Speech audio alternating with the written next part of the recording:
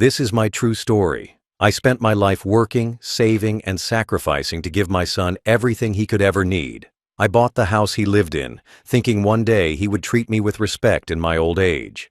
But instead, he turned me into his servant. One night, in front of his friends, he made me clean the toilets while they all laughed.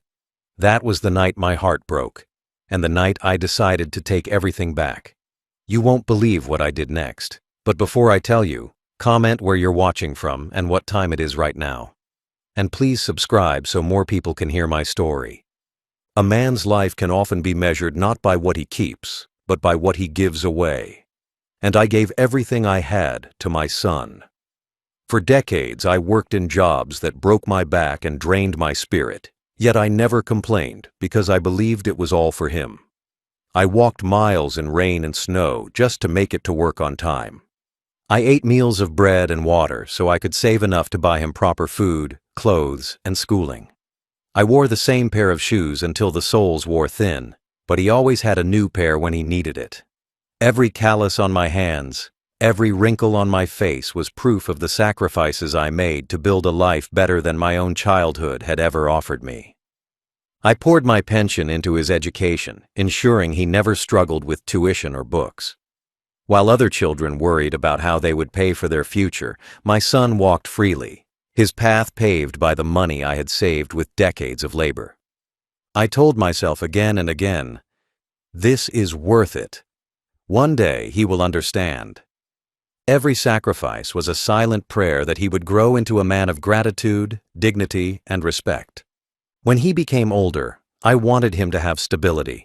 I knew how it felt to be unsure of where you would sleep, of whether the roof above you could hold through the next storm. So I made the greatest purchase of my life, a house. A strong, safe house where my son could live without fear of eviction, where he could build his future.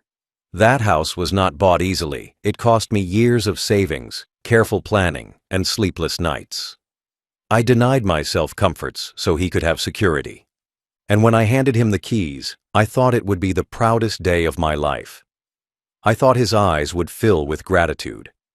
I thought he would see me not just as a father, but as the man who gave him the foundation to stand taller than I ever could. In my heart, I believed that when my hair turned gray and my body weakened, he would honor me, that he would remember the sacrifices etched into every wall of that house, every nail hammered by my hard-earned money, every brick paid for by my sweat. I expected not luxury, not riches, not comfort, but respect. I thought old age would bring me dignity. I thought my son would be my guardian, my support, the one who carried me gently as I had once carried him. I believed I had built a bond unbreakable by time or hardship, but what I expected and what I received were worlds apart. The house that I had bought as a sanctuary became the very place of my humiliation, and the son I thought would protect me became the one who destroyed me. It did not happen overnight. Cruelty never does.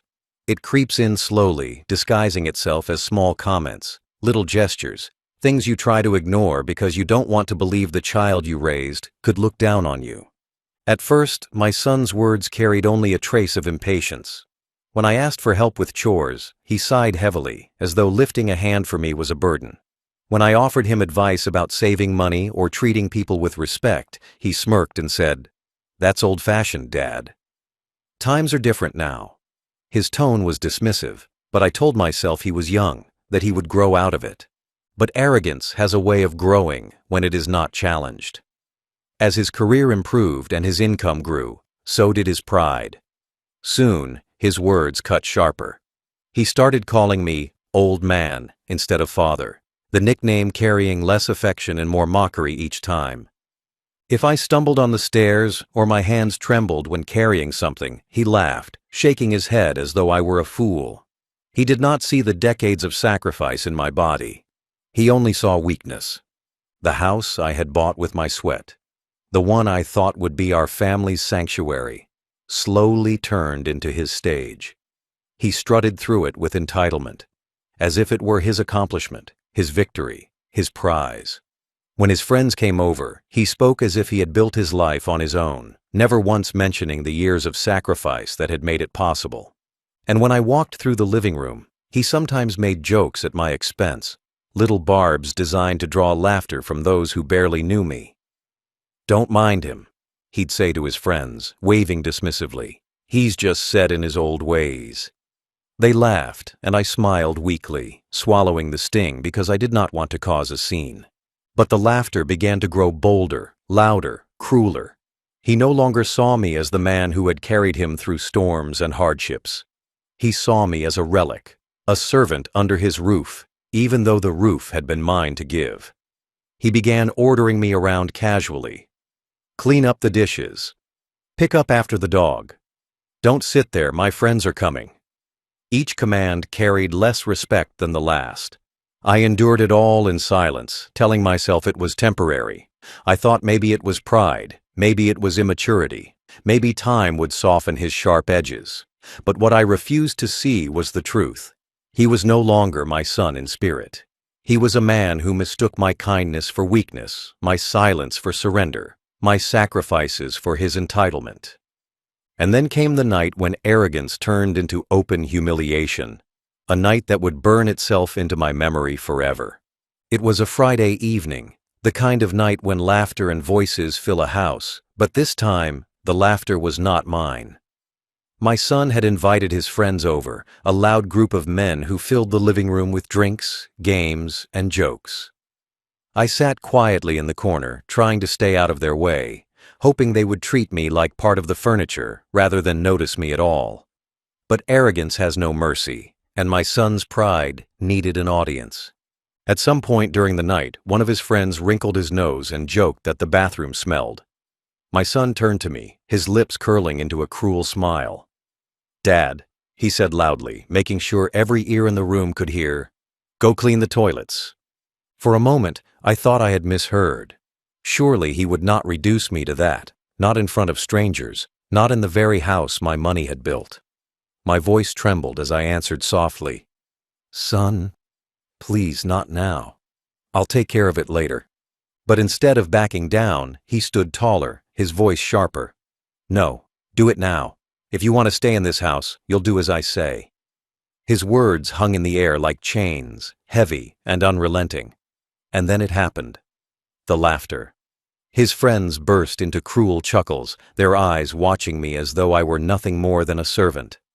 I froze, my face burning hot with shame. Every instinct inside me screamed to walk away, to refuse, to remind him whose name was on the deed.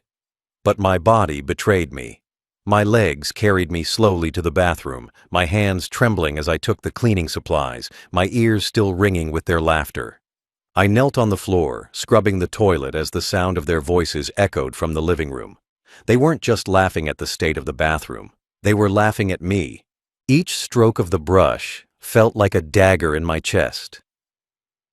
I remembered the years I had spent cleaning toilets in factories, not for pride, but for survival, to put food on the table, and to pay for his schooling. I had told myself back then that it was worth it, that one day he would rise higher because of my sacrifices. And now, decades later, here I was again, on my knees, scrubbing toilets, but this time not for his future. This time for his mockery. When I finished, I sat back on the cold tile floor for a moment, my heart heavy, my eyes burning. I heard the laughter still rolling from the living room, my son's voice louder than the rest, as if humiliating me had made him stronger in front of his friends. I wiped my hands on a rag, but no cloth could wipe away the stain of that night. That was the moment the bond between us finally broke. A son may forget the sacrifices of his father, but a father never forgets the betrayal of his son. And that night, with the smell of bleach in my nose and the sound of laughter in my ears, I knew one thing with certainty. He had destroyed my dignity, but I still held the power to destroy his illusions. That night, when the laughter of his friends finally faded and the house fell silent, I sat alone at the kitchen table. The rag I had used to clean the toilet was still damp in my hands, and my eyes stared at nothing, unfocused, as memories rose and fell like waves. My chest ached with a pain deeper than hunger, deeper than exhaustion. It was the pain of betrayal, the kind that no medicine can cure. I thought back to the younger version of myself, a man who had once stood proudly after long shifts at the factory, his body broken but his spirit strong, telling himself that every humiliation endured was for his son's future. I remembered the nights when I scrubbed public bathrooms for extra pay, when my hands stung from chemicals and my back screamed in pain. I used to whisper to myself, "One day, this will all mean something. One day, he will understand." And yet here I was, decades later, back on my knees cleaning toilets. But this time, not for survival, not for his education, not for his future. This time, it was for his amusement. The very man I had sacrificed for had turned me into a joke in front of strangers. The humiliation cut so deep it felt like a wound that would never close. As I sat there, tears welled in my eyes and spilled down my cheeks, dripping onto my trembling hands. These were not the tears of weakness. They were the tears of a father grieving not for himself, but for the loss of the son he thought he had raised. Somewhere along the way, gratitude had rotted into arrogance, love into entitlement, respect into mockery. I pressed my hand against the table, my breath shaking. I gave him everything. I whispered into the emptiness. And he gave me shame. My tears fell harder, but behind them, something else stirred. Because while grief breaks a man, humiliation hardens him. And the more I remembered the sacrifices, the more I realized that this cruelty, could not go unanswered. He thought he had me trapped, that my old age made me powerless, that I had no choice but to endure whatever humiliation he threw my way. But he had forgotten the truth, a truth I had carried quietly all these years.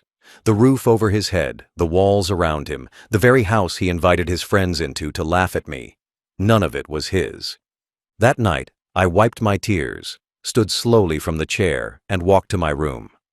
As I lay down, staring at the ceiling, I no longer felt only grief. I felt a spark of resolve, small but growing. He had reduced me to tears, but soon I would reduce him to nothing. As I lay in bed that night, the sting of humiliation still raw, my mind turned from pain to clarity. My son had mocked me, reduced me to nothing in front of his friends, treating me as though I had no power left in this world. But he had made a mistake born of arrogance. He had forgotten the truth that would undo him. The house, every brick, every wall, every inch of the property he strutted through so proudly was not his. He acted as though he owned it, invited friends to drink and laugh inside it, even ordered me to clean its toilets as though I were a guest overstaying my welcome. But the deed, the title, the mortgage, all of it was still under my name. The house was legally mine. His arrogance rested on a foundation he had never truly built. I remembered the day I bought it. I had drained savings, cashed pensions, and pulled together every last resource I could, because I wanted him to live securely. I wanted him to grow in a place he could call home. I handed him the keys, never once reminding him whose name was on the papers, because I thought he would carry that knowledge with respect. Instead, he carried it with entitlement. He forgot that without me, without my sacrifice, the roof over his head would never have existed. That was the forgotten truth. He may have had friends, money of his own, and arrogance overflowing, but he had built all of it on ground I had given him. And just as easily as I had given, I could take it away. The realization steadied me. For so long, I had believed myself powerless, enduring his cruelty in silence. But the true power had always remained in my hands, disguised in legal papers and signatures he never cared to notice. He thought age had made me weak. He thought humiliation had broken me. He thought the house was already his, just like he thought my respect was something he could discard. But he was wrong. Lying in the dark, I felt a calmness wash over me. I did not need to scream. I did not need to fight. I did not need to raise my voice. I had the one weapon he would never see coming: ownership. The house was not his playground. It was my leverage. And if he thought he could turn me into a servant under my own roof, then he was about to learn what it felt like to be stripped of that roof entirely. That night, the humiliation hardened into something else: a plan. The morning after that humiliation, I woke before the sun. My body was heavy, but my mind was sharper than it had been in years. The sting of scrubbing those toilets in front of his friends still burned in my chest. But now it no longer felt like defeat. It felt like fuel. I sat at the edge of my bed, staring at the folder where I had kept my most important papers for decades. My hands trembled as I opened it, not from weakness, but from the weight of what I was about to do. Inside were the deeds, the title, the mortgage records. All of them bore one name: mine. I ran my hand across the document slowly, almost reverently, like a man touching a sword he had once forgotten he owned. That was my weapon, sharper than any blade, stronger than any scream. My son thought he owned the house. He thought his arrogance made him king under that roof. But in reality, he was living in a palace built on my foundation, and the crown he wore was borrowed. I brewed myself a cup of tea and sat by the window, watching the street below. His car was still parked outside, his pride gleaming in the morning light. Inside, I heard him snoring, no doubt sleeping soundly after his night of drinking and laughter. He had no idea that while he slept, his world was about to collapse. The first call I made was to my lawyer. He had been with me for years, handling the details when I first bought the house. His voice was calm but curious when I explained what I wanted. "Are you sure about this?" he asked carefully. I could almost hear the weight of my decision in his tone. "Yes," I said firmly. "It's my property. I want it sold." Quickly. There was a pause, and then he replied with a simple, "I'll prepare the documents." The second call was to a realtor. I gave no details, no explanations, only instructions. "The house is going on the market." Discreetly. "I want buyers who are ready to move fast." She agreed, promising to arrange viewings quietly. I knew it would not take long. Houses like this in this neighborhood always attracted interest. And once the papers were signed, there would be nothing my son could do to stop it. As I ended the calls, a strange calmness settled over me. For so long, I had endured his cruelty in silence. For so long, I had convinced myself I was powerless. But in a single morning, I had shifted the balance entirely. I was no longer the old man he mocked in front of his friends. I was no longer the servant he ordered to clean his toilets. I was the owner. I was the man with the power to take back everything. The plan was simple, precise, and devastating. Sell the house, transfer the money, disappear. By the time he realized what had happened, it would already be too late. He had left me with nothing but shame. I would leave him with nothing at all. That morning, I put the documents back in the folder, placed it neatly on my desk, and whispered to myself, "It's time." Once the decision was made, everything began to move like clockwork. My lawyer worked quickly, drawing up the legal paperwork to list the house. The realtor called with potential buyers almost immediately. Families eager for a home in a good neighborhood, couples ready to sign fast. Every step, every meeting, every signature felt like a nail being driven quietly into the coffin of my son's arrogance.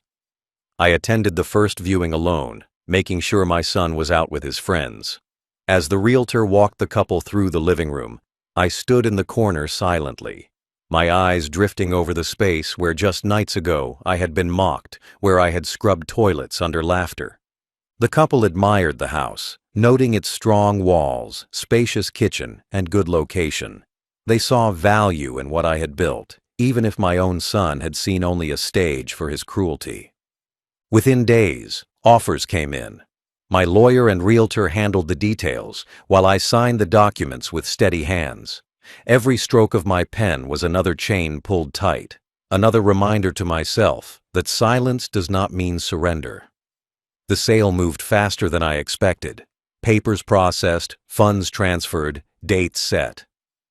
All the while, my son walked through the house clueless, bragging to his friends, planning parties, laughing loudly in the halls he assumed were his.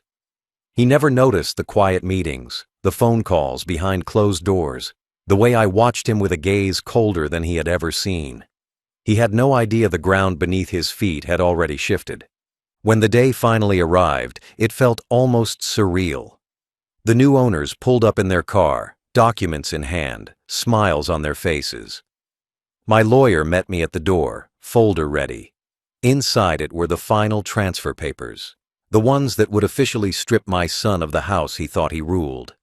I signed slowly, deliberately, my pen pressing hard into the paper as though sealing not just a deal, but a destiny. With that final stroke, the house was no longer mine, and it was certainly no longer his. The money hit my account within hours. I looked at the numbers, but I did not smile. This was not about wealth. This was about dignity. This was about balance restored. When my son returned later that evening, his friends trailing behind him, they stopped in confusion at the sight of strangers unloading boxes into the house. His laughter faded into disbelief, his face draining of color as the new owners walked past him politely, carrying their belongings inside. "What the hell is this?" he demanded, looking at me with wild eyes. But I did not answer. I did not need to. The law had already spoken. The documents had already been sealed. The signatures already inked. The house he had claimed as his throne was no longer his kingdom. He was just another man standing on a porch that no longer welcomed him. I stepped past him calmly, my suitcase in hand. The papers were signed, the money was secure, and I was finished with the place where humiliation had lived. Without a word, I walked away. Behind me, I could hear his shouts, his friends muttering in shock, the chaos of a man realizing his world had crumbled. But I did not turn back. The execution was complete. The house was gone. The arrogance was broken. And for the first time in years, I felt free. The fallout arrived like a storm he never saw coming. My son stood on the porch, his face pale with shock, as the new owners carried boxes past him, their voices calm and polite. At first, he thought it was some kind of mistake. "This is my house!" he shouted, his voice trembling with anger. His friends hovered awkwardly behind him, no longer laughing, their smirks gone.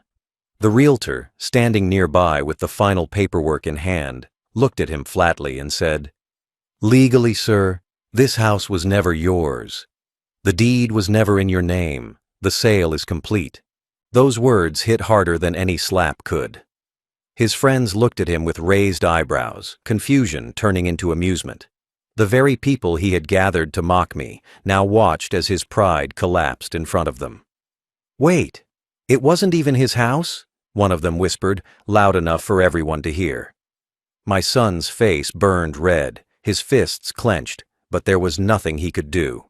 He stormed past the movers, pushing through the hallways as though he could find some trace of his ownership hidden in the walls. But all he found were boxes that did not belong to him, strangers setting up their new home, and the stark realization that the ground beneath his arrogance had been mine all along. He demanded answers, shouting my name, but I was already gone. I had walked out hours earlier, suitcase in hand, money secure, dignity restored. Panic replaced his fury as he realized what had truly happened. He tore through drawers, looking for papers that would never bear his name. He dialed my number, only to hear the hollow silence of a phone I had already left behind. He called my lawyer, but the line was met with firm professionalism. "Your father acted within his rights. There's nothing to contest. Every attempt to claw back power left him with empty hands."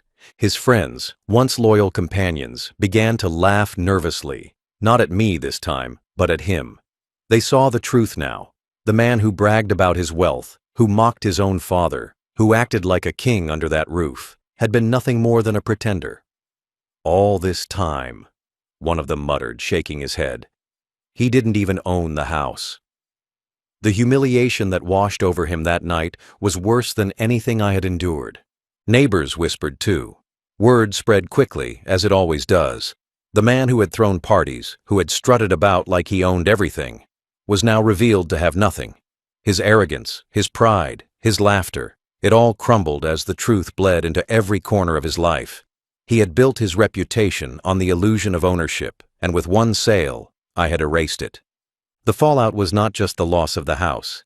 It was the loss of respect, the collapse of his image, the exposure of his lies. He stood in the street that night, his belongings tossed into bags by strangers who no longer cared who he was. His friends drifted away, unwilling to stay tied to a man who had nothing left to offer. He screamed into the night, but no one answered. And me?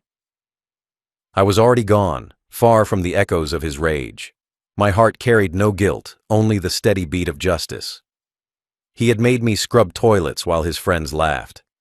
Now his own friends watched as the roof over his head was ripped away. He had turned me into a joke. I had turned him into nothing. It was 2 days after the sale when he finally found me. I was sitting quietly on a park bench, suitcase by my side, waiting for my lawyer to finalize the transfer of funds. The autumn air was crisp, the leaves falling gently, and for the first time in years, I felt calm. Then I heard the footsteps, heavy, hurried, filled with fury. I did not have to look up to know it was him. "How could you?" he screamed, his voice echoing through the park. People turned their heads, startled by the outburst, but I sat still, my hands folded neatly on my lap. He stormed toward me, his face red, his eyes wild. "You sold my house! You ruined everything!" Slowly, I lifted my eyes to meet his. For the first time in my life, I did not feel small before his anger. I did not feel like the weak old man he mocked. I felt steady, grounded, untouchable. "Your house?" I said quietly, my voice calm against the storm of his rage.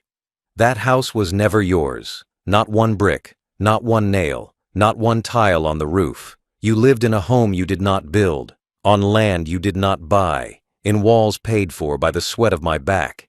You humiliated me under that roof. You made me scrub toilets while your friends laughed, and you thought I would endure it forever?" He clenched his fists, his body shaking with frustration. "You're heartless," he spat. "You left me with nothing, after everything I've done." I cut him off, my tone sharper now. "After everything you've done? I fed you when I was hungry. I clothed you when I was cold. I gave you education, shelter, opportunities. I worked myself into the ground so you could walk freely. And how did you repay me? By spitting on my dignity, by laughing at my age, by turning me into a servant in my own house. You call me heartless? Number. I simply gave you back what you gave me." For a moment his rage faltered. His eyes darted away, shame flickering behind the mask of anger. He tried again, softer this time, almost desperate. "Dad, please, you can't just leave me like this. Where will I go? What will I do?" His voice cracked, and for the first time, I saw the boy he once was, hidden beneath the arrogance. But it was too late. Too much had been broken. I shook my head slowly. "You made me clean your toilets," I said firmly, each word like a stone. "Now you can't even clean your own house. That is justice." His mouth opened as if to protest, but no words came. He stood there, trembling, his pride shattered, his voice gone. Around us, the park was quiet again, strangers passing by without caring who we were. To them, he was just another man shouting in desperation. To me, he was the son I no longer recognized, the man who had killed the bond we once had with his own cruelty. I stood, lifted my suitcase, and looked him in the eye one last time. "You left me with shame," I said, my voice steady. "So I left you with nothing." And then I turned and walked away, not once looking back. His voice followed me, calling my name, half rage and half plea, but I did not stop. For the first time in years, I walked with dignity. Justice does not always roar.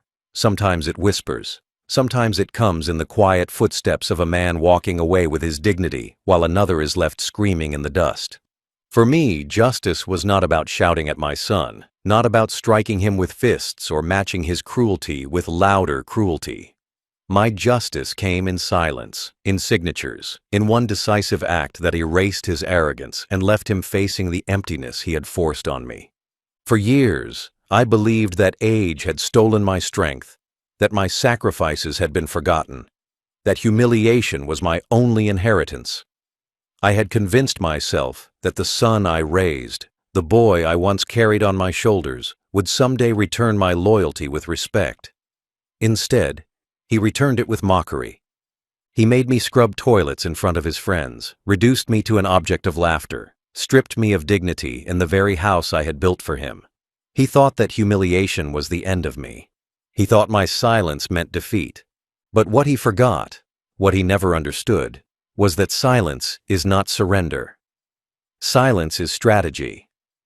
And while he laughed, while he paraded his arrogance, I still held the weapon he never saw. Ownership. The house was mine. The papers were mine. The power was mine. And with one choice, one sale, one signature, I reminded him that respect is not demanded with cruelty.